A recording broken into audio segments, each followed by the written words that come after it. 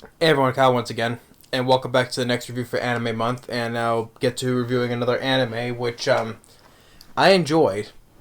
And surprisingly enough, this anime was from 2007, which means that I thought it looked like it would be from 2012 or 13 or so, but it's actually from 2007, really enough. But regardless, I had fun with this anime, and I got plenty of laughs in there, plenty of laughs definitely. And that we're reviewing is of My Bride is a Mermaid. So like I said, it was released in 2007, and I had fun with it. I liked the characters I enjoyed for the most part, and after the animation was very solid from 2007, definitely. Music I thought was score I thought was pretty decent as well. Um, and for the Japanese voice dub and as for the English dub, I thought it was both were pretty good as well. And the whole now with the My Bride is a Mermaid, the story is told that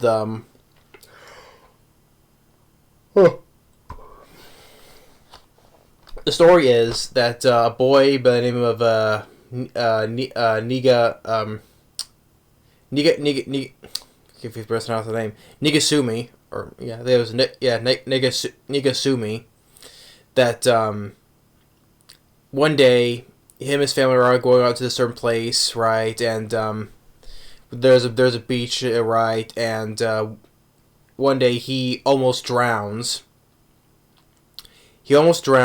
but he gets saved. He gets saved by a mermaid, and which first he thought stuff like that was like made up stuff, mermaids don't exist and all that, but actually no. He gets saved, but him and his family, they get dragged down to basically the bottom of the ocean, where there's this family, which the mermaid's family is, but the girl's name of Sun Seto. And now, under mermaid law, as they call it, since he found out about her, so he saw her in her mermaid form, and which son's father is like had this sort of yakuza type of mob, right? Um, since they both saw each other, right? Like she saw the mermaid, he saw the human. So the best way is either one should be executed, right? And but they come up with a solution that the way that saves both of them, that have both of them be married. Son's father, which is funny enough, Son's father, his name is Gozoburo Seto. I'm like, really, wow. That guy, the guy's first and last name is like the both first names of our characters in Yu-Gi-Oh. You know, Seto Kaiba, Gozoburo Kaiba. Each one is the first name of the Kaibas. You know, Gozoburo Seto is the one who adopted Seto Kaiba, right?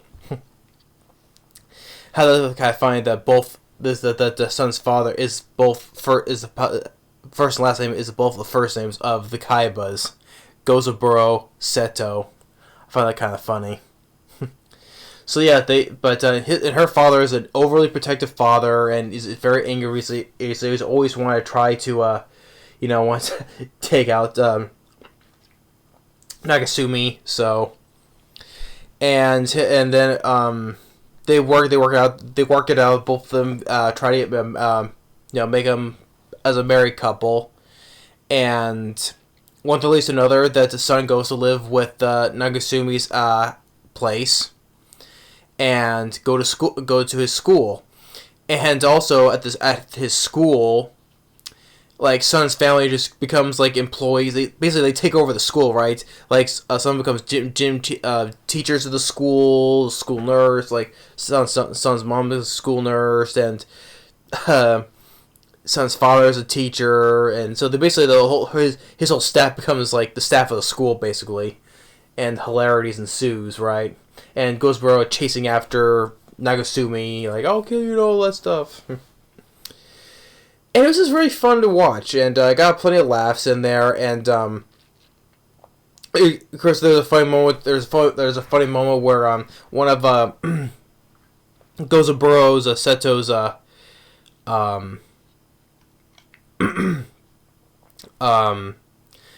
like his basically like one of his right hand guys is by the name of Masa. He's like a guy who's like has an afro, wears shades, right? And well, there was a running gag where wherever Masa goes is like around Nagasumi, right? Nagasumi goes like, ooh, you know, because like he's getting like all, you know, like soft around because an attempt when he was drowning, he performed CPR on him. Yes, yeah, so he performed CPR on him, which makes kind of say he stole my first kiss and all that, and wherever he's around, goes like, ooh. But there is like that I thought was funny, but it's also it's a running. He has also some other running gags as well, like say like Ghostboro always wanted going after Nagasumi. Pardon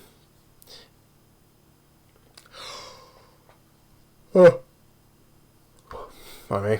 But I thought a lot of times it was pretty funny, and it was fun to watch, and also more things like there's another mermaid that's like who's like another part of another rival group by the name of Luna. She's a mermaid too, and like her father, which I thought was kind of funny, right? This is what I thought was funny, like Luna's father is driving a parody of the Terminator, right? So like his father is built like the same body structure as the Terminator, and you get a lot of parodies from the Terminator as well. When he has the shades and has like the, you know how the Terminator's eyesight where he's like scanning, right, for target, right? Like it has that, and it has, you know, I think they did try to pull off a, I can't remember though, but did you try to pull an Arnold accent? I can't remember. But also to get the instance where it goes down an incinerator, and they have that as he's going down, like how in Terminator 2 in the incinerator he gives it the thumbs up. He does the same thing here, and you hear that the Terminator 2 thing, you know, dun dun dun dun dun dun dun dun dun dun. You even hear that music playing. I thought that was kind of funny too, and sadly though this like Terminator counterpart or anime version of the Terminator.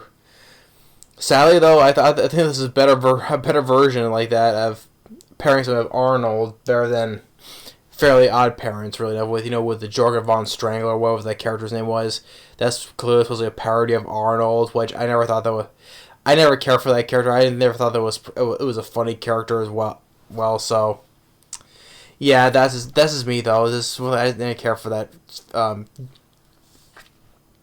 Jorgen von Strangler, was it? Yeah, I think it was the name. This year, I thought it was this better version of Arnold or Terminator. I thought it was done better here. So I thought it was kind of funny too, though. Although it's a nitpick, though, I just gotta say that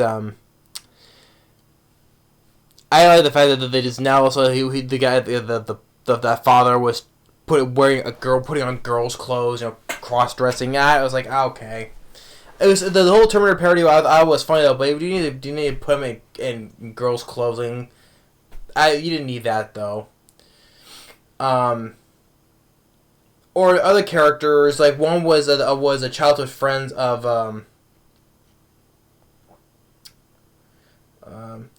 was a childhood friend of Nagasumi by the name of Moari. She was a childhood friend of Nagasumi. Like, she wants to be a police officer, right? She's always blowing her whistle, like, oh, violation this, violation that. And like, there's an episode where she, pun intended, she thinks something's fishy going on with Sun. So there's a point where like, oh, she's afraid to get near any water. Like, she tries to expose her by pouring anyway, try to pour water on her, try to expose like his. Oh, was that a tail or whatever? And she's trying to do that to expose her though, but she kind of quits after like an accidental attempt. She puts a blanket on her. It's like, okay, it's all right now. So I was like, wait, did she know about that, or I don't know, but I thought you could give her more. I thought you could give her more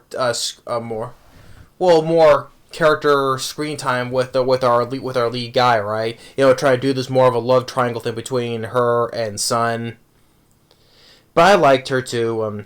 The one other character, the human character, I did not care for, honestly, was a guy whose name is Chimp. Which, you know, he does have a face of a chimp, which I thought he was kind of an annoying character. Unlike in Shimanoda, right? You know, the boy world where the concept of dirty jokes doesn't exist. There was that character.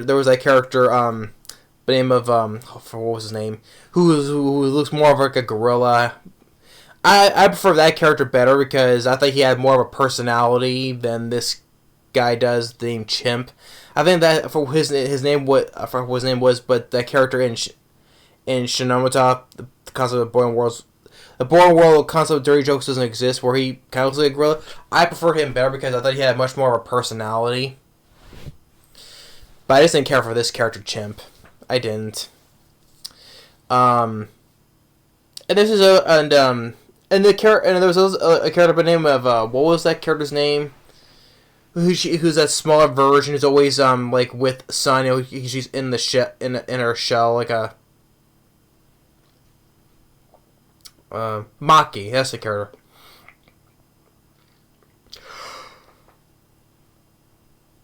Maki.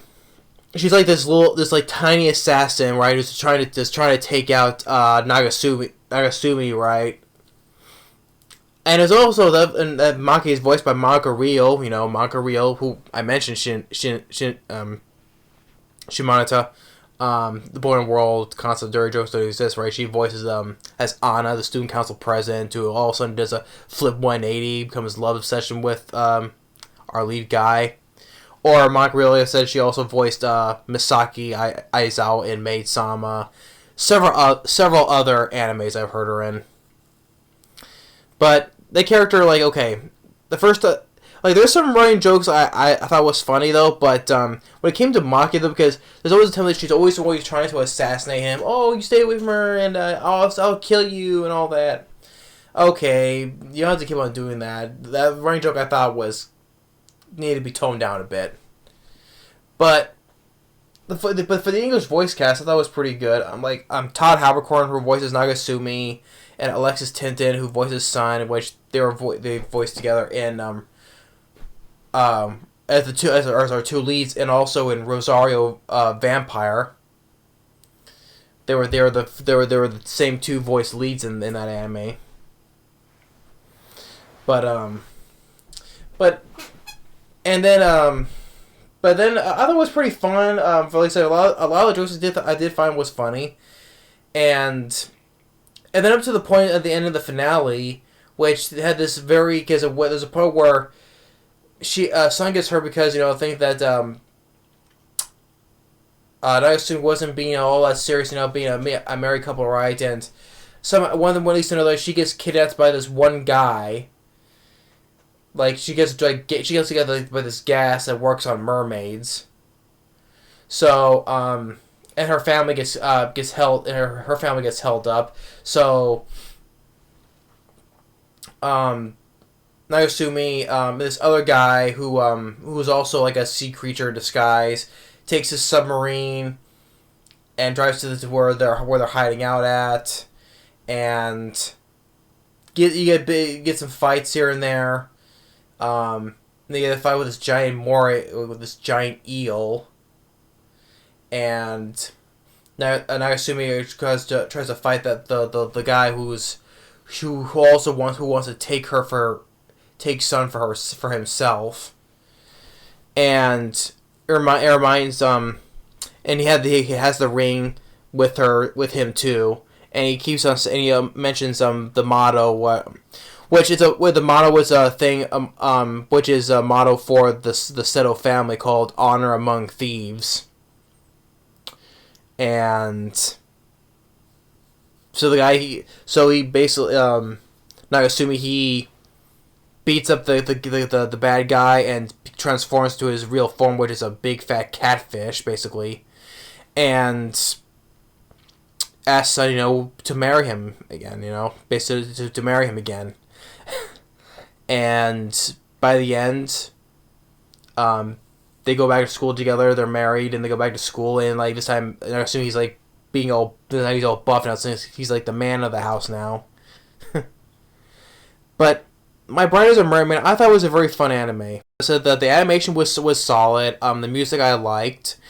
The voice actors for both Japanese and English, I thought they did good as well.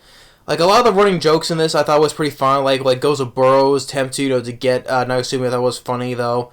Although I thought it was the opposite with Maki, because he's trying to assassinate him, Nagasumi. Because he already had the followers trying to oh, you're my brother and all that. And we need another one to try to take him out. We didn't need another one, though. I didn't care for that character of Maki either. And like I said, the chimp guy, I didn't care for either.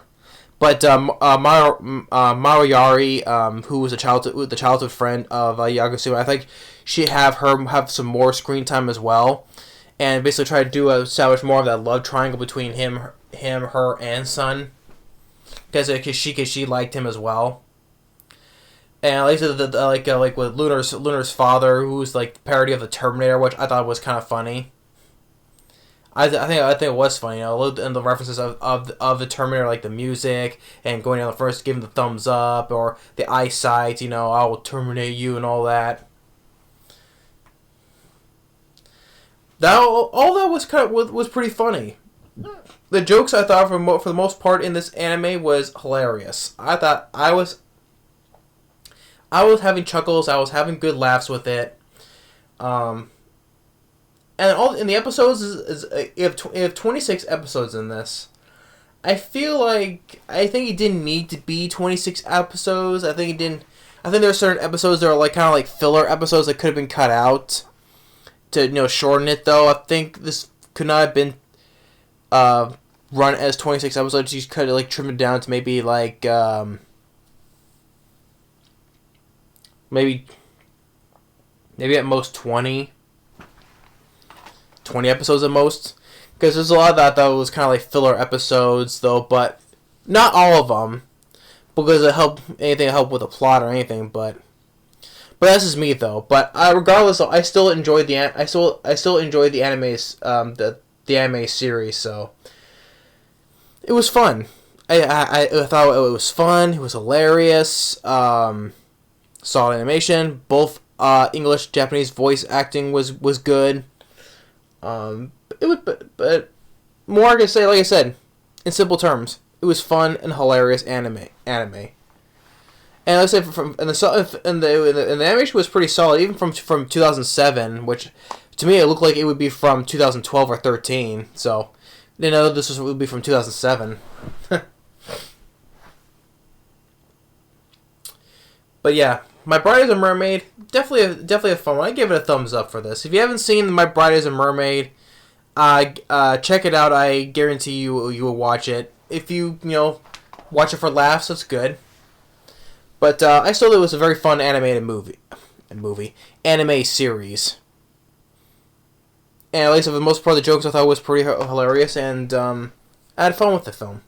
I keep saying film. I'm used to saying film, because I do reviews, I used to always say film, so fun anime and hilarious anime series. There you go. So that's my review for My Bride is a Mermaid. Definitely worth a watch. And that's why I didn't give too much away, because I don't feel like going through every single episode, And that's why that's why I didn't want to go through every single episode, because I didn't want to give too much away. So, but all this are little nitpicks, but that's small nitpicks. So, but yeah, I hope you enjoyed my review of it. Thanks for watching and stay tuned for the next anime review. Later.